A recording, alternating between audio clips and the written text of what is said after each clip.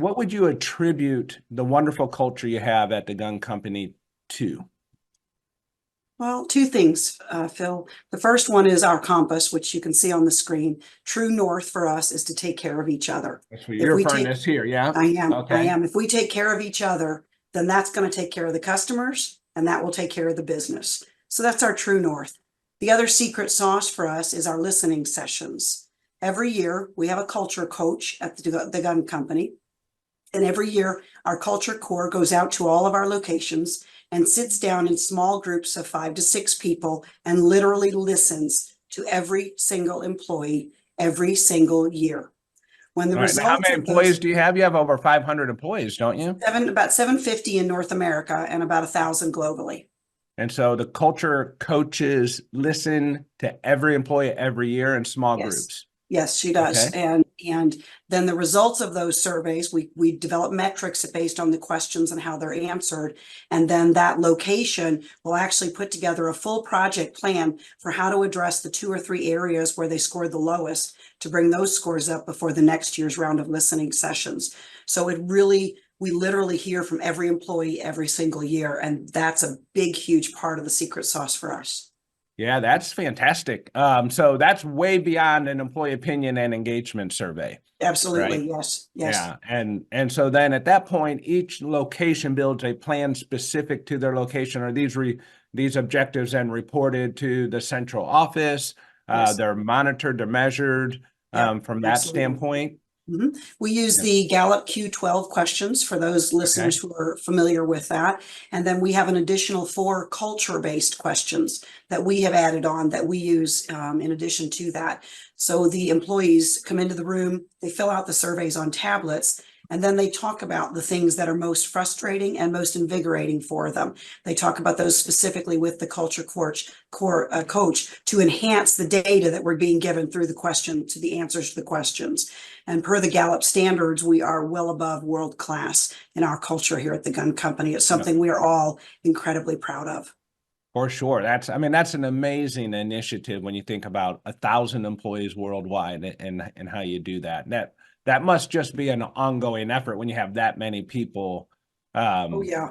for the culture It's year coaches round. to get to. Each of Yeah. our locations has a culture core, a small team of people who also facilitate local events. We celebrate some of the little weird holidays, National Whatever Day. In fact, we're having a solar eclipse party coming up here in the corporate office on the 8th of April. So each facility also does their own individual types of things. And, we have a National Day calendar, if you're familiar with those. And we celebrate, National Slippers Day, and those who can wear slippers into the office. So a lot of efforts like that, fun stuff, ice cream socials. We'll have the plant management team cook for the rest of the facility, cook them breakfast or cook them lunch. So just a huge variety, very, very creative people in our culture core teams. So tell us a little bit about the majority of your employees around the world. What's the makeup of the manufacturing, service, sales? What's the makeup of that? A lot of times our listeners are like, oh, but that's not my workplace because we're manufacturing. And, Yes. we can't do those things in a manufacturing environment, for an example. Yep.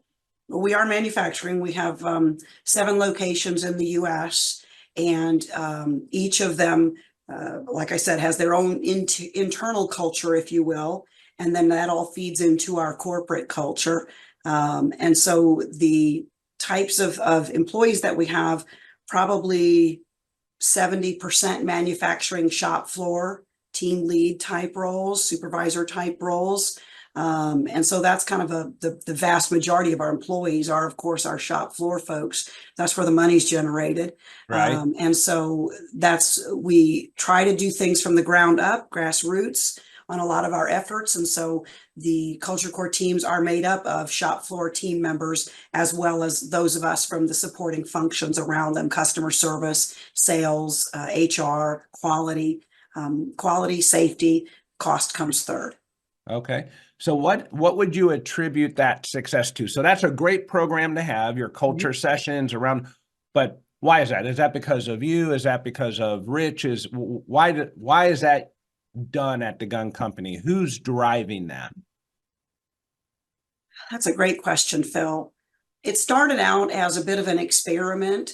The question was asked, can care be taught?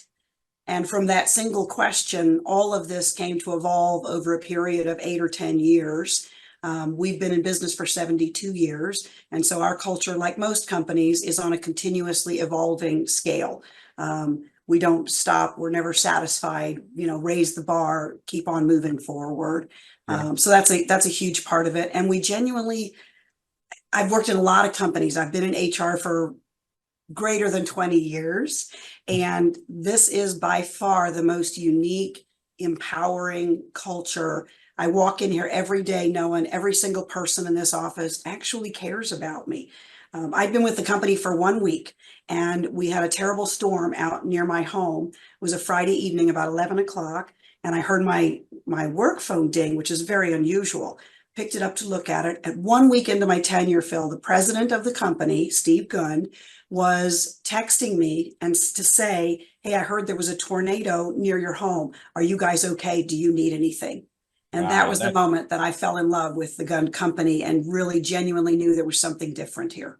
fantastic. That's a really good effort. I mean, first of all, he had to know you existed and where you lived, and Yeah. that's a great sign of caring.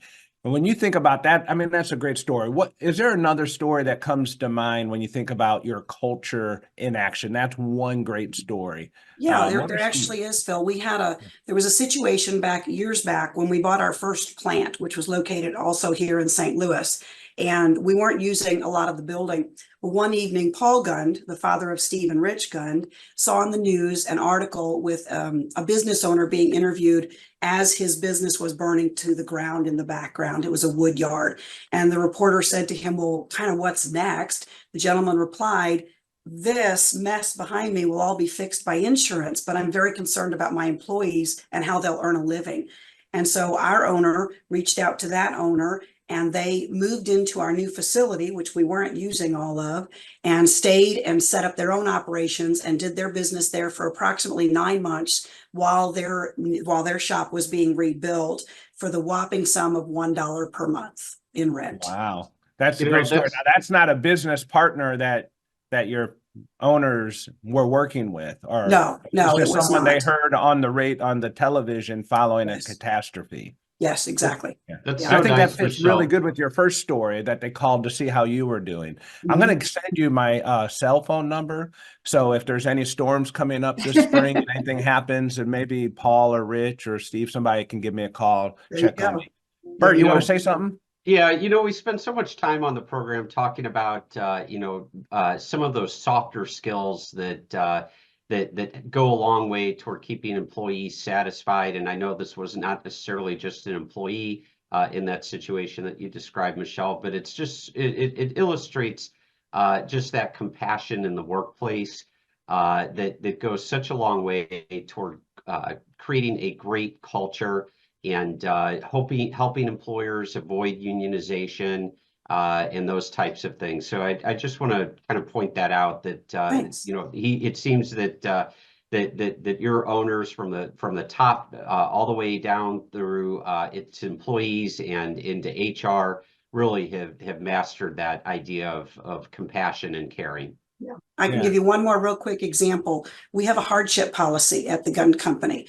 I've not encountered this type of policy in any other employer I've worked for. Basically, what it does is if we have an employee who is involved in a catastrophic accident or illness, we will pay their full salary or wages for up to an entire year so that they can focus on their home, their family, their health, getting better so they can return to us. And in addition to that, the policy is set up in such a way that should they need a ramp, as an example, for their home, we can chip in and help with the costs of those types of things related to their specific situation. Yeah. Never seen anything like it anywhere else. Yeah, that's a fantastic policy. And I think that's an example where your business leaders are really putting their action where their words are, right? Yes, very It's much one so. thing, and we talk about this in our roundtables and our gatherings. I mean, it really does start with caring and trusting each other to do the right things. Is there anything that your organization does in the recruiting process to make sure you're bringing on and identifying the right people to fit your culture going forward? We do a lot of the same things that most organizations do. Things that might make us a little bit unique are our approach. We try to be a little edgy, right? We try to add a little curb appeal, if you will, to the recruiting process. You know, some of these are dirty jobs or longer hours or hard work. And so we want to emphasize the cultural piece of our organization. We interview every bit as much for culture fit as we do for technical skills these days. We can teach technical skills. We can't teach the culture fit piece. So we certainly focus on that as part of our interviewing process, is how well we think this individual, how much we think they'll enjoy our culture and become a true integrated part of it. So you're when you're doing that, and I'm thinking about how you started this journey with can you teach caring? Was the question. Was there a conclusion to that answer? Can you teach caring? We believe that you can. We believe that you can teach caring. It's a matter of trust and respect. We're a very process-driven organization, but we're also very people-driven. And our North Star, that compass behind you, points north. That's our true north, is to take care of each other. And we really do believe that if we take care of each other, then the customers and the business will be cared for at the same time. Employees who care do a really good job for you. Thank you once again for tuning in to This Week at Work. If you enjoy the show, please share it with your colleagues. Forward our invites. Share the link aimea.org/This Week at Work, or follow or subscribe wherever you get your news and entertainment, like LinkedIn, YouTube, Spotify, Apple Podcasts. We're everywhere you are.